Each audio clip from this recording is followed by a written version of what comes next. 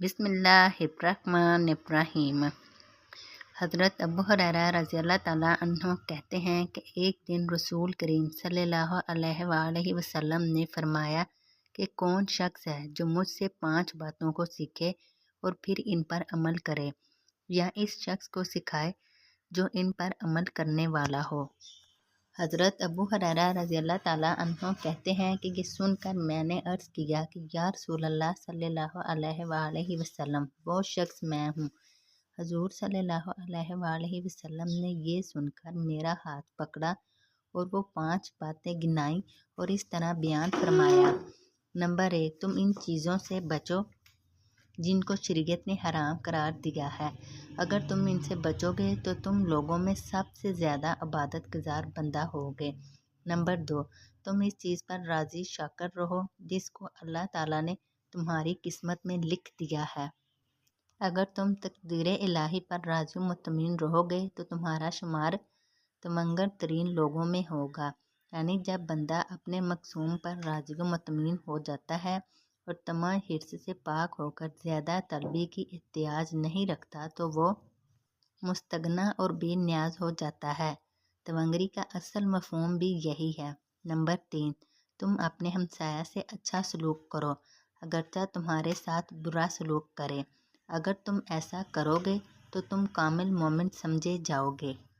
Number 4، تم زیادہ ہنسنے سے پرہیز کرو کیونکہ زیادہ ہنسنا دل کو مردہ اور اللہ کی یاد سے غافل بنا دیتا ہے۔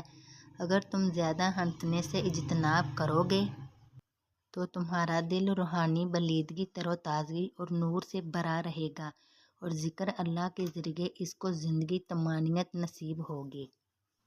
تشریح: حدیث کے ابتدائی جملوں سے یہ بات واضح ہوتی ہے کہ علم بذات خود افضل اشرف ہے، کہ کسی شخص کا محض علم کا حاصل ہونا اس کی فضیلت کی دلیل ہے۔ ہاں، اگر اس علم پر عمل پیرا ہونے کی دولت بھی نصیب ہو جائے تو اس سے بڑی کوئی سعادت ہی نہیں کہ علم کا اصل مقصود حاصل ہو جاتا ہے۔ لیکن اگر کوئی عالم اپنے علم پر خود تو عمل نہ کرے، البتہ تعلیم و تلقین کے ذریعے اس علم کی روشنی دوسرے تک پہنچائے اور سیدھی راہ دکھانے کا فریضہ انجام دے تو اس کو اس صورت میں بھی ثواب ملتا ہے۔ اس سے یہ بھی معلوم ہوا کہ بے عمل کا لوگوں کو نیکی بلائی کی تلقین کرنا اور برائی سے روکنا درست ہے۔ محارم کے مفہوم میں ہر طرح کی ممنوع چیزوں کو اختیار کرنا اور جن چیزوں کا اختیار کرنے کا حکم دیا گیا ہے ان کو ترک کرنا شامل ہے۔ لہٰذا تم محارم یعنی ان چیزوں سے بچو جن کو شریعت نے حرام قرار دیا ہے۔ کا مطلب یہ ہے کہ نہ صرف ممنوع اور حرام چیزوں سے اجتناب کرو بلکہ شریعت نے جن چیزوں کا اختیار کرنے کا حکم دیا ہے ان کو ترک کرنے سے بھی اجتناب کرو۔ محارم سے اجتناب کرنے والے کو سب سے زیادہ عبادت گزار بندہ اس اعتبار سے فرمایا گیا ہے کہ محارم سے اجتناب کرنا گویا ان فرائض سے عہدہ برا ہونا ہے جو حق تعالیٰ نے عائد کیے تھے، اور ظاہر ہے کہ فرائض کو پورا کرنے سے افضل کوئی عبادت نہیں ہے۔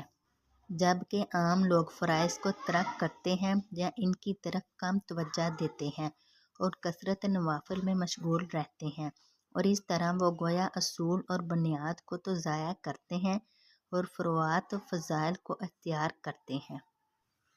مثلاً بسا اوقات ایسا ہوتا ہے کہ ایک شخص پر روزوں کی قضا واجب ہوتی ہے مگر وہ اس قضا کو ادا کرنے کی طرف سے تو غافل رہتا ہے، میں البتہ حصول علم اور فضل عبادات میں مشغول رہنے کو ترجیح دیتا ہے۔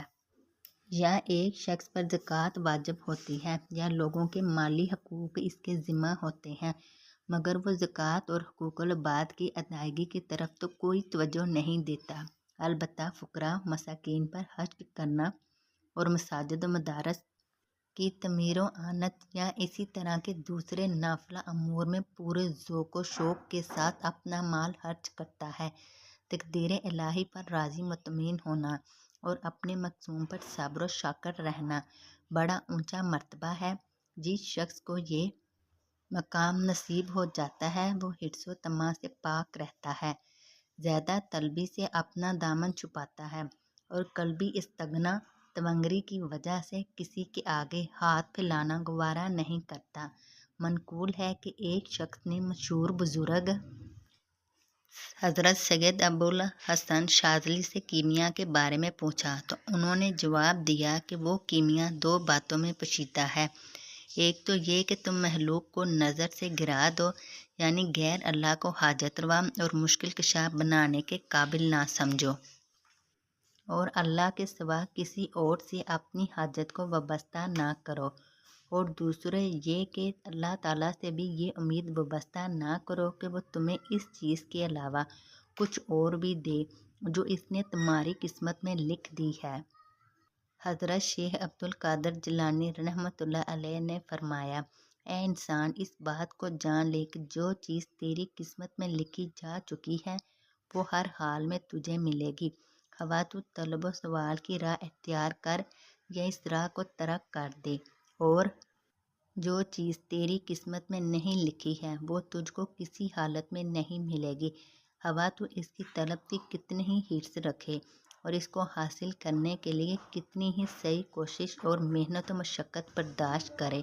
لہٰذا تجھے جو کچھ مل جائے اس پر شاکر و صابر رہ، ہر حالت میں جائز و حلال چیز کو حاصل کرنا ضروری سمجھ اور اپنے مقصود پر راضی مطمئن رہ تاکہ رب ذوالجلال تجھ سے راضی خوش رہے۔ تم جس چیز کو اپنے لیے پسند کرتے ہو کا مطلب یہ ہے کہ دین و دنیا کی بہتری بھلائی کی جس چیز کو تم خاص طور پر اپنے لیے پسند کرتے ہو اس چیز کو دوسروں کے لیے بھی پسند کرو، یہاں تک کہ کافر کے لیے ایمان کو اور فاجر کے لیے توبہ انابت کو پسند کرو۔ مشکوٰۃ شریف حدیث نمبر 5062۔